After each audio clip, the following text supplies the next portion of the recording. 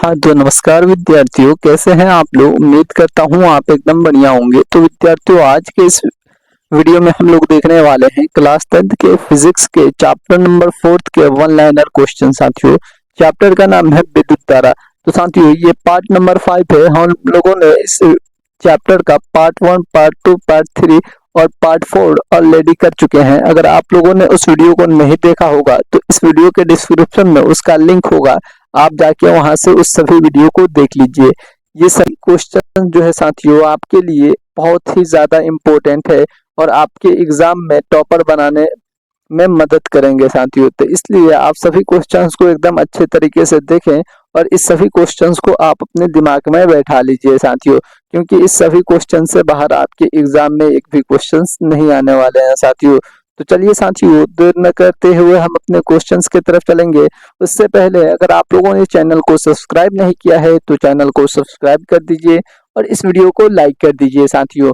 और आपके जो भी दोस्त साथी भाई बहन आपके क्लास 10th में पढ़ते हैं और 2026 में बोर्ड का एग्जाम देने वाले हैं, उन सभी के पास इस वीडियो को शेयर करें ताकि वो भी इस वीडियो से लाभ उठा सके साथियों। तो चलिए साथियों, अब चलते हैं हम अपने क्वेश्चंस की तरफ।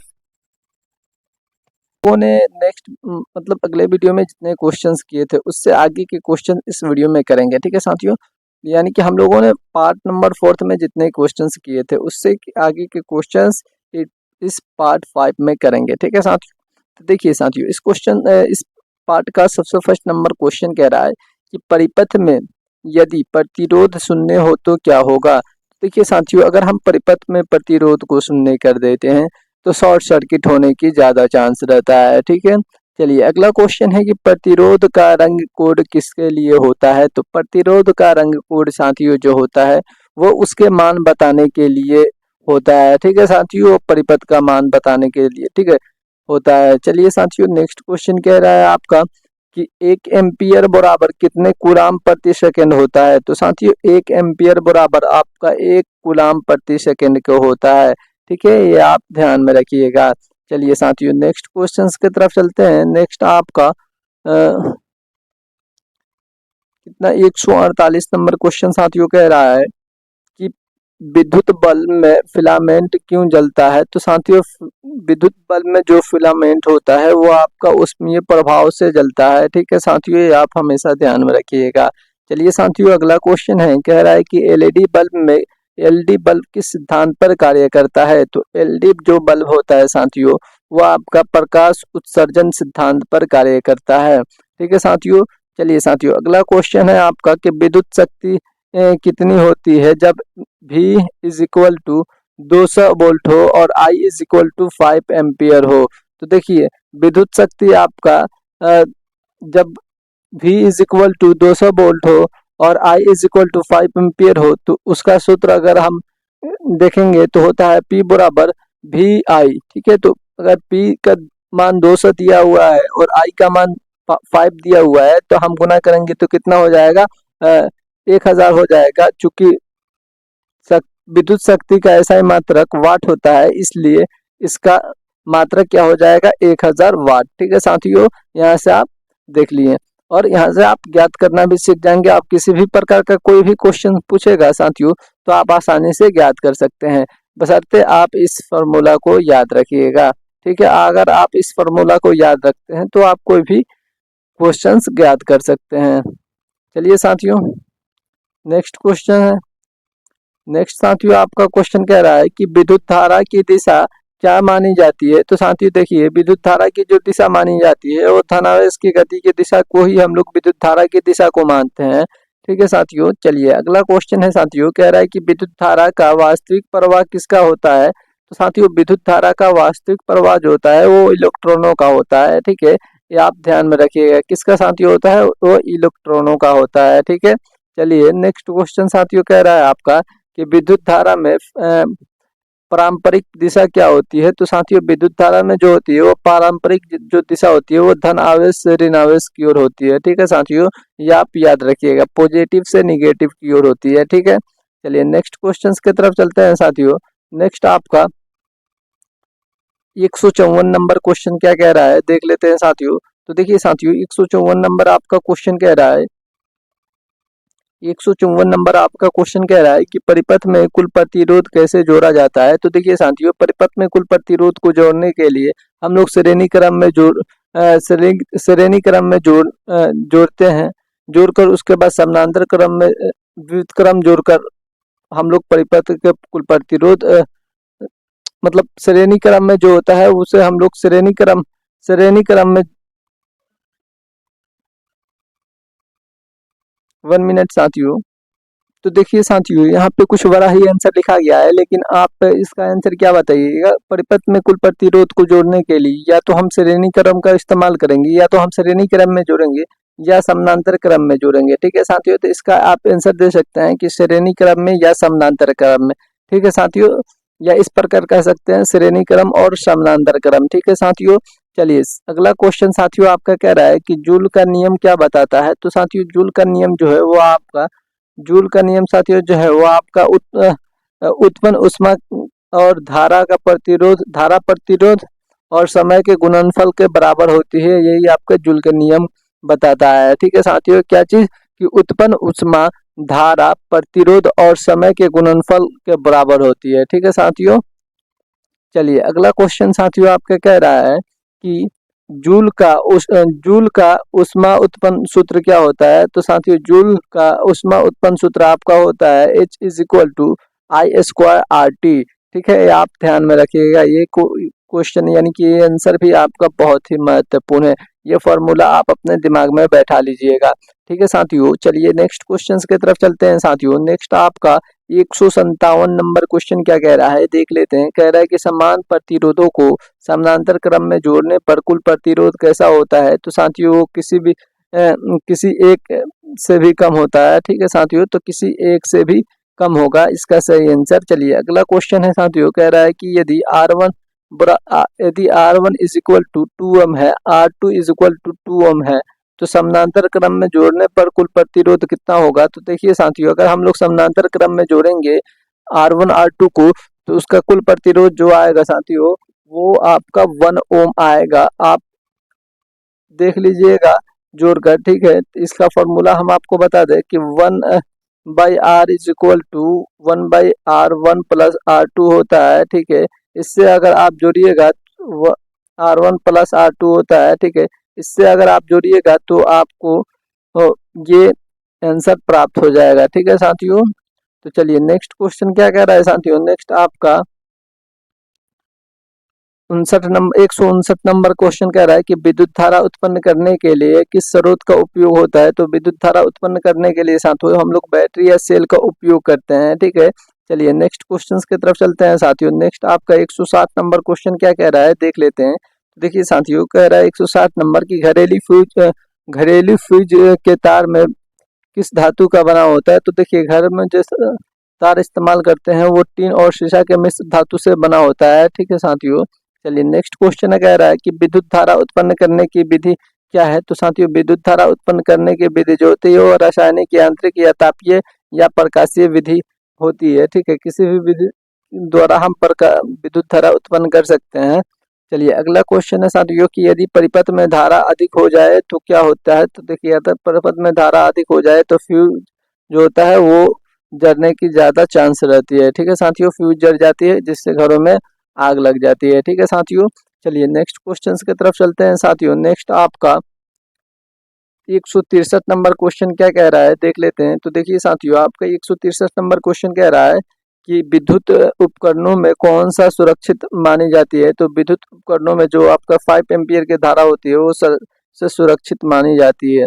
चलिए साथियों, नेक्स्ट क्वेश्चन है, कह रहा है कि विद्युत शक्ति का परंपरागत मात्रक क्या होता है। तो साथियों, विद्युत शक्ति का परंपरागत मात्रक जो होता है वो आपका HP होता है। ठीक है साथियों, HP को हम लोग अश्व शक्ति भी कहते हैं। ठीक है साथियों, HP को क्या कहते हैं, अश्व शक्ति भी कहते हैं। या आप ध्यान में अपने दिमाग में बैठा लीजिएगा। ठीक है, चलिए अगला क्वेश्चन बोल रहा है 1 HP यानी कि 1 अश्व शक्ति बराबर कितना वाट होता है। तो साथियों, 1 HP बराबर आपका 246 वाट होता है। या आप हमेशा दिमाग में बैठा लीजिएगा। ठीक है, चलिए साथियों नेक्स्ट क्वेश्चन की तरफ चलते हैं। नेक्स्ट आपका 166 नंबर क्वेश्चन है, कह रहा है कि ऊष्मा उत्पन्न करने वाली उपकरण कौन से होते हैं? तो ऊष्मा उत्पन्न करने वाला आपका हीटर हो जाएगा, गीजर हो जाएगा, प्रेस हो जाएगा, जिससे ऊष्मा उत्पन्न होती है। ठीक है साथियों। चलिए अगला क्वेश्चन साथियों है, कह रहा है कि विद्युत ऊर्जा का उपयोग कब अधिक होता है? तो साथियों विद्युत ऊर्जा का उपयोग साथियों जब विद्युत शक्ति अधिक समय तक उपयोग होता है, तब विद्युत ऊर्जा का उपयोग साथियों हम लोग अधिक होता है। ठीक है साथियों। जब हम लोग विद्युत ऊर्जा का उपयोग करेंगे, विद्युत शक्ति का अधिक उपयोग करेंगे अधिक समय तक, तब विद्युत ऊर्जा का अधिक उपयोग होता है। ठीक है साथियों, ये आप हमेशा ध्यान में रखिएगा। ठीक है। चलिए नेक्स्ट क्वेश्चन की तरफ चलते हैं साथियों। नेक्स्ट आपका 168 नंबर क्वेश्चन कह रहा है कि विद्युत धारा कितने प्रकार के होते हैं? तो साथियों विद्युत धारा हम आपको बता दें, वो दो प्रकार के होते हैं। एक आपका हो जाएगा स्थिर, एक आपका हो जाएगा परिवर्तित। ठीक है। दो प्रकार की एसी और डीसी करंट होते हैं। ठीक है साथियों, या आप दिमाग में बैठा लीजिएगा। ठीक है। चलिए आगे हम आपको बताएंगे एसी और डीसी का फुल फॉर्म क्या होता है। ठीक है। तो चलिए साथियों नेक्स्ट अब का क्वेश्चन है, कह रहा है कि ओम का नियम किसके बीच संबंध दर्शाता है? तो ओम का नियम जो होता है वो विभवांतर और धारा के बीच संबंध को दर्शाता है। ठीक है साथियों। चलिए नेक्स्ट क्वेश्चन है, कह रहा है कि कोई चालक अधिक गर्म कब होता है? तो देखिए साथियों, कोई चालक तभी अधिक गर्म होगा जब उसमें अधिक धारा प्रवाह होने लगेगा। ठीक है साथियों। तो इसका उत्तर हो जाएगा जब उस में अधिक धारा प्रवाहित हो। ठीक है। चलिए अगला क्वेश्चन है साथियों, कह रहा है कि इलेक्ट्रॉन ऋणात्मक आवेश कण क्यों कहलाता है? तो साथियों इलेक्ट्रॉन ऋणात्मक आवेश इसलिए कहलाता है क्योंकि उसका आवेश जो होता है वो ऋण आवेश होता है, इसलिए इलेक्ट्रॉन आपका ऋणात्मक आवेश कहलाता है। ठीक है साथियों। इलेक्ट्रॉन आपका तभी आपका ऋणात्मक आवेश कहलाता है क्योंकि इलेक्ट्रॉन पर जो होता है वो ऋण यानी कि निगेटिव चार्ज होता है। ठीक है साथियों।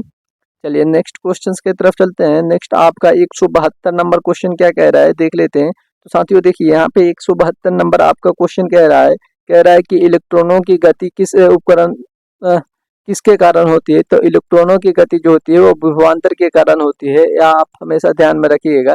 ठीक है साथियों, इलेक्ट्रॉनों की गति विभवांतर के कारण होती है। ठीक है। चलिए अगला क्वेश्चन कह रहा है कि प्रतिरोध किस पर निर्भर करता है? तो साथियों प्रतिरोध जो होता है वो आपका निर्भर करेगा चालक के लंबाई पर, चालक के मोटाई पर और पदार्थ पर निर्भर करेगा। ठीक है साथियों, इस पर प्रतिरोध जो है वो आपका निर्भर करता है कि चालक का लंबाई कितना है, मोटाई कितना है, या जो पदार्थ है वो किस प्रकार की प्रकृति का है। ठीक है। चलिए अगला क्वेश्चन है कि सिलिकॉन का उपयोग कहाँ होता है? तो सिलिकॉन का उपयोग हम लोग अर्धचालक के रूप में करते हैं साथियों। ठीक है साथियों, ये आप हमेशा ध्यान में रखिएगा। चलिए नेक्स्ट क्वेश्चन है साथियों। नेक्स्ट आपका 175 नंबर क्वेश्चन क्या कह रहा है देख लेते हैं। तो देखिए 175 नंबर क्वेश्चन कह रहा है कि विद्युत ऊर्जा से कौन कौन सा नुकसान हो सकता है? तो देखिए विद्युत ऊर्जा से ऐसे तो बहुत नुकसान हो सकते हैं, लेकिन ज्यादातर जो नुकसान होते हैं वो आग लगता है, उपकरण खराब हो जाती है। ठीक है। जिससे उपकरण खराब हो जाएगी तो हमें बार बार बदलने पड़ते हैं, आग लग जाएगी तो हमारे घरों का सामान जल सकता है। ठीक है। इसलिए विद्युत ऊर्जा से नुकसान भी है और हमें फायदा भी है। ठीक है साथियों। चलिए अगला क्वेश्चन है कि विद्युत शक्ति का अन्य सूत्र क्या है? तो विद्युत शक्ति का अन्य सूत्र आप याद रखिएगा, ये जो कि मोस्ट पॉपुलर सूत्र है साथियों, ये सूत्र मोस्ट पॉपुलर सूत्र है, आपको हर जगह देखने को मिलेगा साथियों। तो इसलिए आप इस सूत्र को एकदम अच्छे तरीके से याद कर लीजिएगा। चलिए अगला क्वेश्चन है कि यदि प्रतिरोध अर्ध हो जाए तो विद्युत शक्ति पर क्या प्रभाव पड़ेगा? तो देखिए यदि प्रतिरोध अर्ध हो जाए तो विद्युत शक्ति जो है वो बढ़ जाती है। ठीक है साथियों, ये आप हमेशा ध्यान में रखिएगा। ठीक है। अगर प्रतिरोध को आधा कर दी जाए तो विद्युत शक्ति जो है वो बढ़ जाती है। ठीक है। चलिए नेक्स्ट क्वेश्चन की तरफ चलते हैं साथियों। नेक्स्ट आपका 178 नंबर क्वेश्चन कह रहा है कि विद्युत मोटर का उपयोग कहाँ होता है? तो विद्युत मोटर का उपयोग हम लोग मशीन में करते हैं, पंखा में करते हैं और मिक्सर में करते हैं और बहुत जगह करते हैं। जैसे कि मिक्सर के अलावा आप वॉशिंग मशीन में भी आजकल करते हैं विद्युत मोटर का उपयोग। ठीक है। और बहुत से जगहों पर करते हैं, जनरेटर में करते हैं। ठीक है। चलिए अगला क्वेश्चन है साथियों कि शॉर्ट सर्किट धारा कैसी होती है? तो शॉर्ट सर्किट की धारा जो होती है वो बहुत अधिक होती है। ठीक है साथियों, शॉर्ट सर्किट तभी होता है जब धारा के मान सबसे अधिक बढ़ जाता है। ठीक है साथियों, तो ये आप हमेशा ध्यान में रखिएगा। चलिए अगला क्वेश्चन है कि सुरक्षा के लिए सबसे आवश्यक यंत्र क्या है? तो धारा में शॉर्ट सर्किट ना हो उसको सुरक्षा के लिए सबसे अच्छा यंत्र आपका होता है फ्यूज होता है, इसलिए हम अपने घरों में फ्यूज लगाते हैं। और लगाना भी चाहिए, क्योंकि फ्यूज रहता है, जिस फ्यूज के कारण ही हमारे घरों में कम शॉर्ट सर्किट होता है और शॉर्ट सर्किट से ज़्यादा सुरक्षित तार रहते हैं। ठीक है साथियों, जिससे घरों में आग लगने की संभावना बहुत कम होती है। तो इसलिए आप जब भी अपने घरों में तार का वायरिंग करवाएं तो शॉर्ट फ्यूज का इस्तेमाल जरूर करें। ठीक है साथियों, जिससे आपके घरों का तार शॉर्ट सर्किट से बचा रहे। ठीक है, तो चलिए साथियों, बस आज के लिए इतना ही रहने देते हैं, फिर मिलेंगे नेक्स्ट वीडियो में इसके नेक्स्ट क्वेश्चंस के साथ। तब तक के लिए बस आज इतना ही रहने देते हैं। उससे पहले साथियों, अगर आप लोगों से एक निवेदन है कि अगर आप लोगों ने चैनल को सब्सक्राइब नहीं किया है तो चैनल को सब्सक्राइब कर दीजिए, और आपकी जो भी दोस्त फ्रेंड क्लास 10th में पढ़ते हैं उनके पास इस वीडियो को शेयर करें, ताकि वो भी लोग इस चैनल से जुड़ जाएं और अपना स्टडी को एकदम बेहतरीन तरीके से कर पाएँ साथियों। तो चलिए साथियों, आज के लिए बस इतना ही रहने देते हैं, फिर मिलेंगे हम लोग नेक्स्ट वीडियो में। तब तक के लिए जय हिंद, जय भारत, बाय बाय।